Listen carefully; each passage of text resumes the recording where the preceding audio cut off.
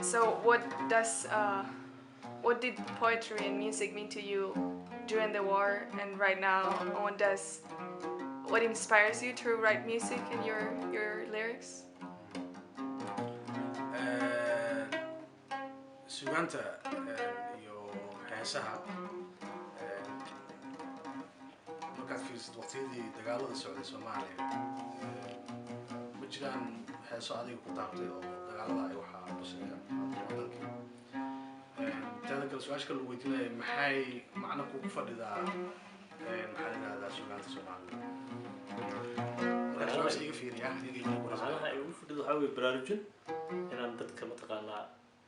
ka qaldan la tusaaleeyo oo lagu baraarujiyo in Soomaalidu ay heshiiyaan inay dagaalka joojiyaan inay u jeestaan dhinaca wax soo saaridda xagga beeraha waxbarashada aqoonta inay u jeestaan oo qoriga ay dhigaan ayaa muhiim ah marka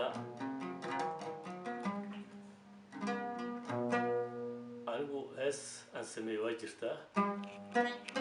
inkastoo aan weli soo bandhigin laakiin hees waxaa jirta Soomaali baa leh hees la yidhaahdo matalan oo aan ku baraarujin jirnay waagaas 86 aan soo saarnay sugaanta iyo musica macnaha adiga ay ku leeyihiin maxay yihiin noo sheegi kartaa macnaha ay leeyihiin macno badan waaye sababtoo ah hobbigayga waaye marag anoo yarna waxaan ka bartay eedooyinkayga oo aan daris ahayn oo si fiican aygana u jeclaayeen sugaantana meel walba way gashaa hal keliya ma ahan bolitiigay kale asxaabtii saaxiibtinimaday gashaa aroosyadoo kale waa ammaan waa laisku ammaanaa welcome oo kale markaa u sameynaysid qof ama familigaaga ama saaxiibkaaga qof markay baxayso afshaqaydan oo isbaaye meel walba way gashaa. And how did poetry help you in the times of war? sugaanta sidee ku caawisay waqtiyadii dagaalada macnaha waxyaabo oo aad isku ilowsiisay dhibaatada Soomaaliya waxaa ma jiraan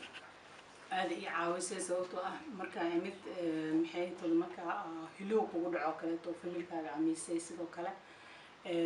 maadaama si fiican maxaas qalbigaygu aan garanayay waa qori jiray waxa ali wixii aan markaas aan misgareehay sidii familigayga oo kale hooyaday oo kale guriga ku dhashta ku soo koro kale walaalahayga oo kale waxaas dhan qoraal ka sameeyay oo suugaantaas ku salaysan. So maybe you can tell us what her poetry means to you and how does it help you? How did it help you? aniga runtii baraambaradeeda waxyaabo badan baan ku jeclahay iga caawisa sida maaragtay baraambarada wadaniga oo kale براامرada hooyada oo kale براامرada calankii iyo wadankii kaga hadlayso براامرada kaga hadlayso in qurbahan laga tago oo wadankeeni waan aan la tago oo la xasuusto kuwaas runtii aad baan u jeclahay anigana way taabataa wayna intabaqdaa hal براامر baan runtii aad ugu jeclahay jawaahir hadday hadda ii samaysan aan munaasabada kaga codsan lahaa براامرkii hooyada يسيبيدو هاي هاي سو يفوشو سايتاي مركيو سماي ما هذي مريا سنتا السند مركو قهر ساعة كيك هاي ستا هذا الككي سما بي ساني قو برتا إنكي سهل مهود قلبي سوا سكالي Thank you. Peace. Yeah? ويوا سما قلبي ساكياي سقال بيرودي يوسبي وركنا روسيدا سيبيدو هاي سو يفوشو سايتاي markiiuu samayima haday maryaa sintaa sanad markuu gahara saacabkay ka haysataa hadalka kiisa mahabeesaniga u bartaa ninkii sahal muhuuda qalbigiisu waa si kale Masha Allah. Okay. So, could you tell us a story about how maybe poetry helped her? Barnaamijka iyo horta wuxuu caawiyaa runtii waxyaalaha ay ku samayso waxaa ka mid ah markay ama murugooto ama Soomaali ha u murugooto ama familigeeda ha u murugooto ama markay rabto inay asxaabta ka hadasho gabadha asxaabteeda wax loo sameynayo runtii barnaamijku ku soo dhacaa way samaysaa haddii qof asxaabtiisa ama qofta ixtiraam ku leh oo qof weyn uu ka codsado munaasabadaha ay ka samaysana runtii waa munaasabadaha wadaniga ah munaasabadaha asxaabta maaha sida maartay aroosyada iyo waxaas ma samayso laakiin saan idii sheegay munaasabadahaasay ka samaysaa barnaamijka runtiina saan anigu jawaahir u arkay barnaamijka way jeceshahay familigeedana way ka dhaxashay waxaa jirta qof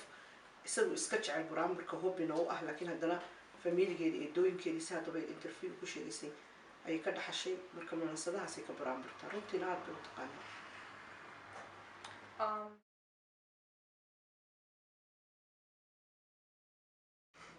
What inspired you to become a poet? How did you come in contact with poetry?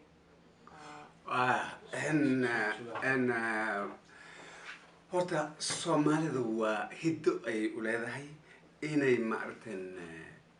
waxa iskugu sheegto maartan hab sugaaneed sugaantu waa badan tahay oo waxyaabo badan bay koobanta sugaan ayaa la isku yiraahdaa balse waa gabayo geeraaro buraanbur guurow jiifto waa iyo hees howleed oo dadka hees oo geela lagu shubo ku maaragtana xoolaha xataa lagu maalo ku maaragtay heeso badan bay Soomaalida leedahay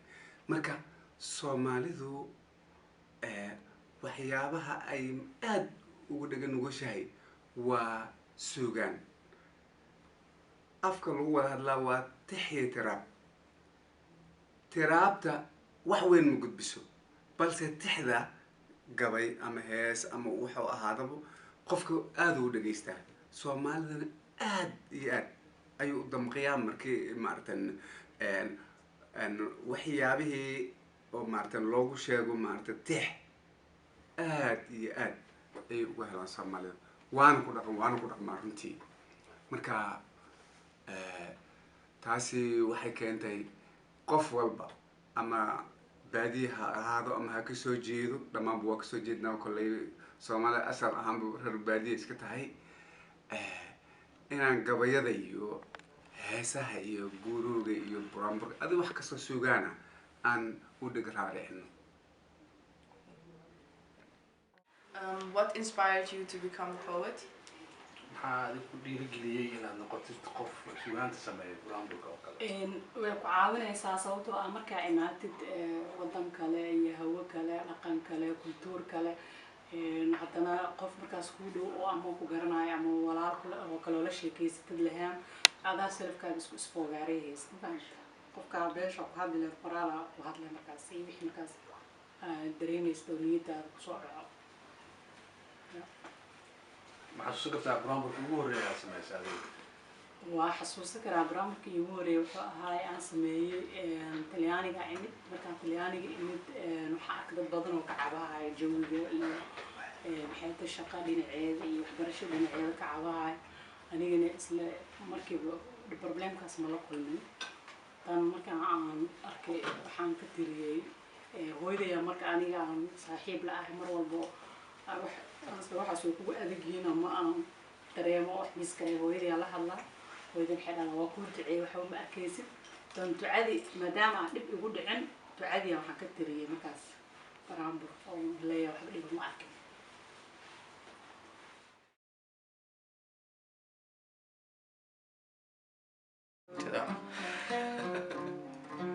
So can you tell us why do you think music and poetry are so important for Somali people? ma noo sheegi kartaa sababta ay suugaantu saa muhiim ugu tahay dadka Soomaalida maxaa keenay inay suugaantu aad ay muhiim u tahay maxaa keenay in dhinaca مثلا waxa dadka kulmiyo ama isu keeni karo ficil ahaan waxa weeye waa music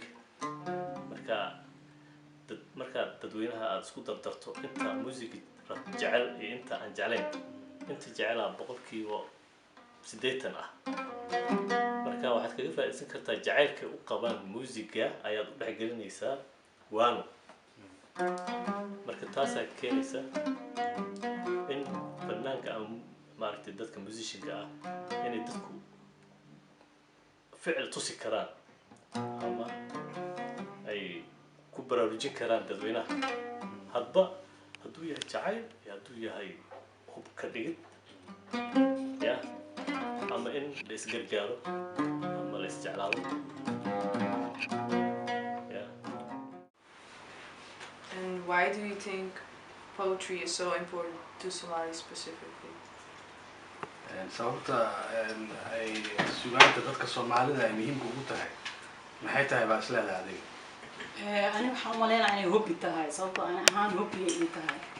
إنا أركو إنا وحنا سكوس فوقاري أنت هدو تكلي ونقلايا وحول أسام كشيرة حشيرة. Do you have any poems about the war that you made because of the war? ma jiraa buraanburo aad samaysay adiga oo quseeya dagaalada Soomaaliya ها واجرام. midkood ma noo sheegi kartaa ها. وحاكم ما دام قحوت اللي إماضي محيطه حتى كرمشي أو عيالك على بالك إنه كر لقاعد عليه هايو وهذا رستق عيالك أو كرسين إنه محناها شرعي جرو عبسي جرتو البوليس هذا سميسام عيالك هذا أنت سيرما أو سمي ويست والبولي اللي يقرأ على إلى شاع عمل xornimadii iyo sida anaga ahayn dhibaatada dhacday inta markaa imaana fresh qalin dib u dhaxeeyo xornimadaas iyo xornimadan iyo dhibka dhibaatadaas oo baraambar ah ka tiriya jiro jirtay ma jirin waxyaalo communication sida telefoonka TV-ga waxaas ma jirin waxay isku gudbin jireen suugaanta waxay iska rabaan waxay haday noqoto gabay haday noqoto siiro haday noqoto geeraan haday noqoto buraambur marka waxay shucuurtooda ku muujin jireen waxa ay markaa doonayaan munaasabadaha ay ku kala xidhan tahay haday dagaal tahay gabaygaas isugu gudbin jireen haday tahay guubaabo gabayga isugu gudbin jireen haday tahay in gabadh la kala doonayo gabayga isugu gudbin jireen buraambarada suurowga gabla shimbirta jaandeerta way badan tahay runtii suugaantu waxay ay sameyn jireen oo kale buraamburka semberi wuxuu u badan yahay dumarka annagu ayuu gaar noo yahay buraamburku marka buraamburka qudhiisa saas sidaa intaasoo wax aan soo sheegnay ayay dumarkuna isugu gudbin jireen buraamburka iyagoo ku muujinaya shucuurtooda waqtigaa taagan hadday noqoto shucuur dee farxadeed ama ay noqoto shucuur murugo ah ama ay noqoto mid la wada hadlayo ama mid maslaxa xataa marka sugaantu runtii aada iyo aada bay muhiim ugu tahay soomaalida.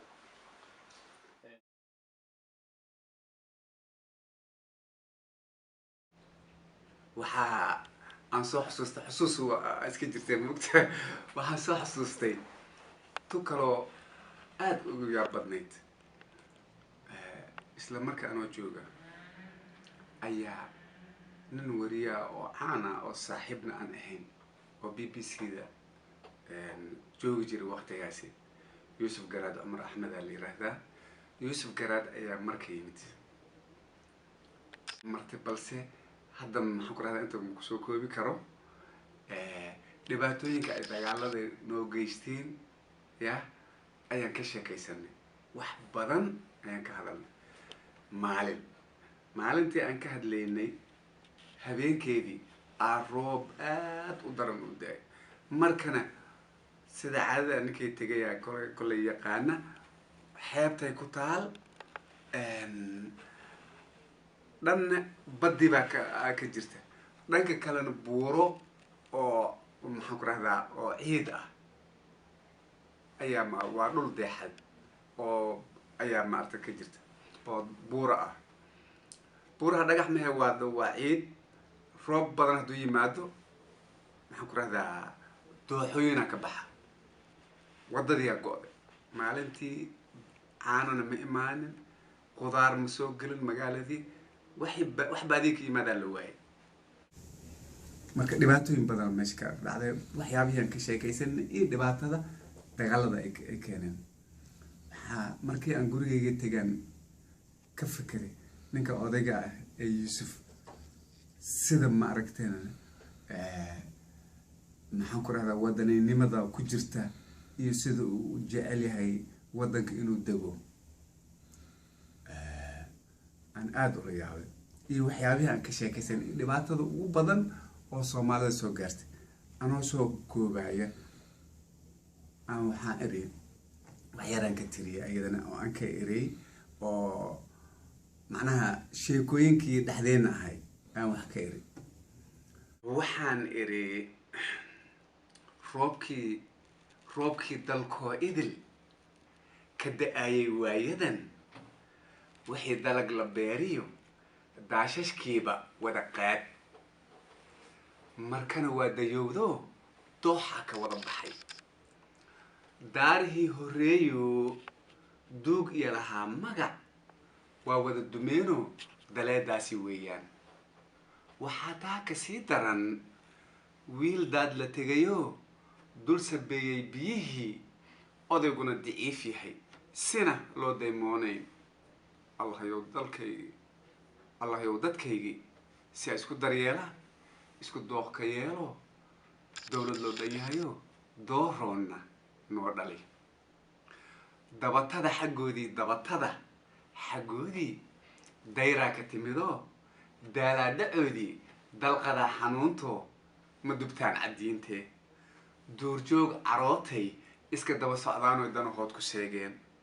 kuwa daaqsanaayana cudur oo dila ahbaa xoolaha ka dabar jaray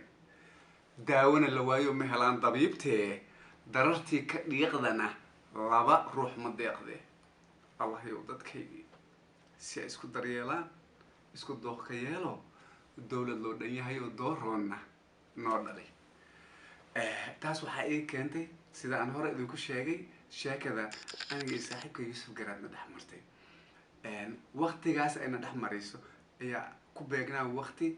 ay maarata magaalada muqdisho ay ka jireen dagaal oo caan ahaayo dagaalkii 4 bilood la yiraahdo oo laba beelood oo isku magaciisana ah ay ku dagaalameen xamar iyo sida yuusuf uu u diidanaa dagaalkaasi waxyaabo badan taas waxay keentay dad beelahaas labadaas beelood ka soo jeeda oo marka degan ayaa roobka markuu da-ay guryaha aan adkeen oo ama carshaanta ah oo biyo intay maartan doox meesha kasoo baxay ayaa biyihii hoosta intay ka qodeen gurigii oday waayeel ah oo labadaas beelood beel kamidihii maaragtan u deganaa oo hal wiil oo yar u dhalay islaantina ay ka geeriyooto wiilkiisa asaga isla joogay ayaa biyihii intay hoos ka qodeen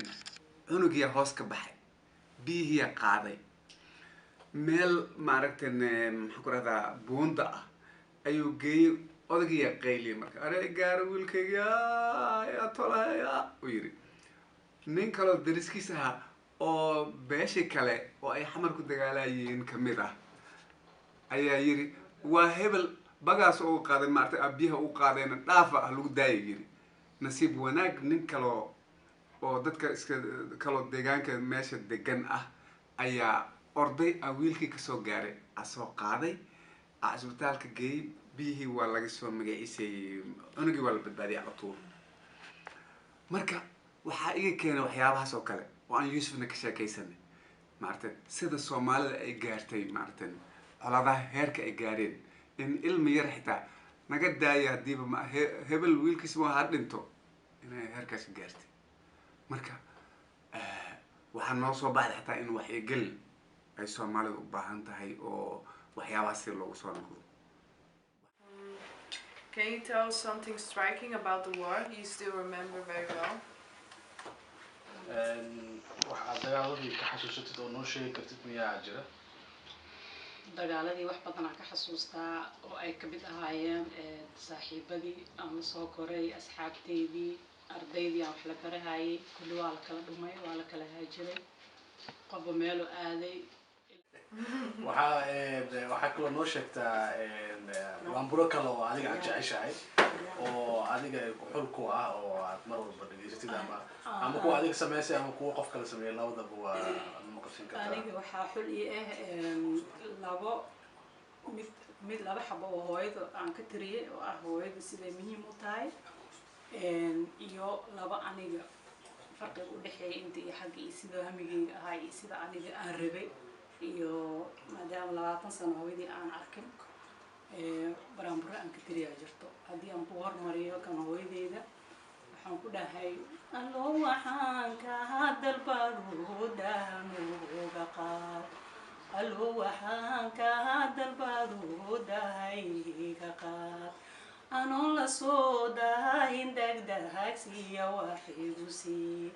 dalkaygii kula lahabtaan iyagoon dareeman maaqa diyaaradan raacaan iyagoo dalxiisu taagay hadday sii dahadashaan duliyaadii wacnaay asiyaan dagagaroonkeeni dahagahay diyaar lahayguguyo laygu soo dugaa oo laysii dahadashaa darti mahamadi anagu kala dahanaysi sara labadadaan ee abaya deeqoy qalbigu way dagilahay oo difta igu tahala degdeg way dile midna hooyada maadaama ay hooyo muhiim tahay waxaan ka tiriyay laba xabo mid waxaan dhahay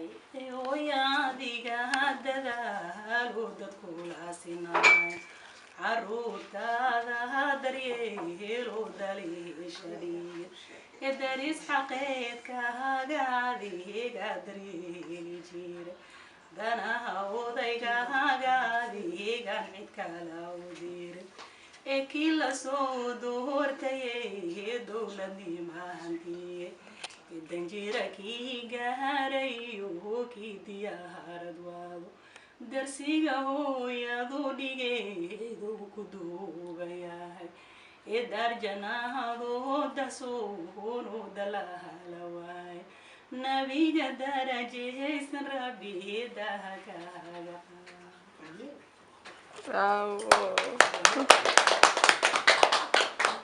So, did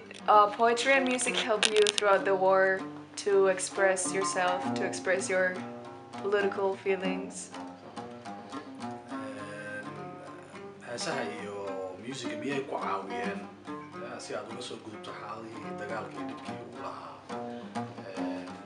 bas isku dayday macnaha inaad adiga xag siyaasad ahaan ama qarkood music uga hadashado oo heesaa ka qaatay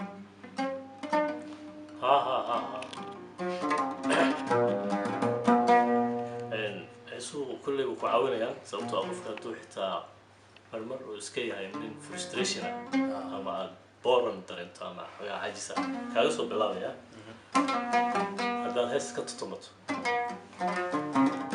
kasoo qaad annagoo kale markaan nahay afrikaan kadibna ama soomaali nahay markaan iska yara cajisno ka marka iska tutumano waalidkaaga iyaad xasuusanaysaa dadkaaga waxay kugu caawinaysaa hadda laba abowda dholo kale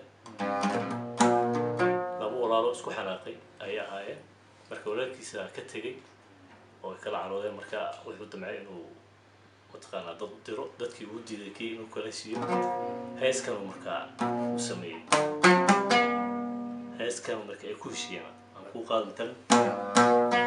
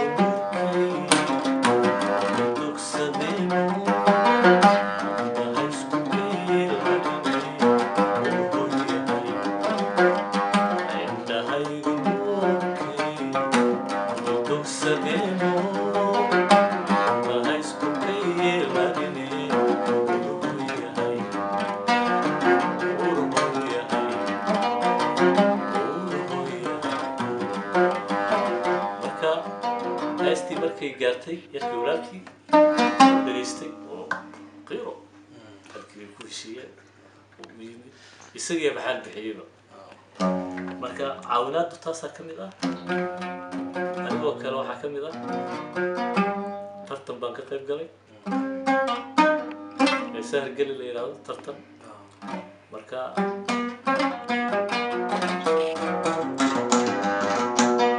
maalmahaas qofkii kaalinta koowaad gala waxaa la siin jiray lacag marka reerkiyagana xoogaa iska galgal bay ahayn waqti marka lacag waxaa la bixin jiray soomaalida ugu ilaa adiga 7,000 meelahaas aa bixin jiray shil soomaali marka waxaa ereyoo intaa tartanka ka qayb gashay lacagta iska soo qaadata waa dhinaca dhaqaalaha marka heestan aan ugu qayb galay heestan waan kuu qaadayaa si ay xusuus kugu ahaato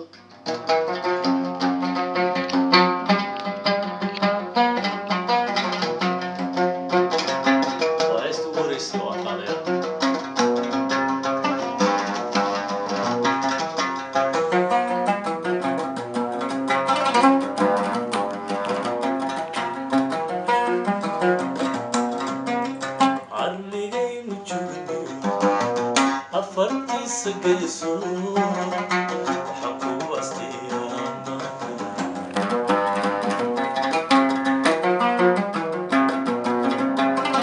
uruhoya maybir ifkana kuma naray weli laba amaane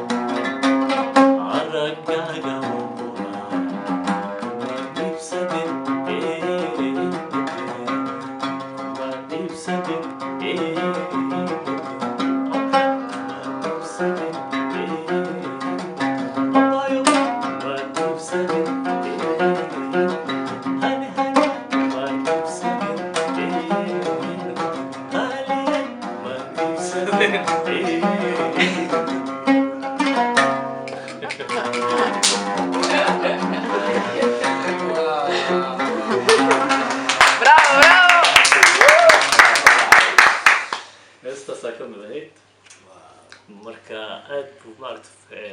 music aan dareemayaa inuu qofka caawin karo oo happy ka dhigi karo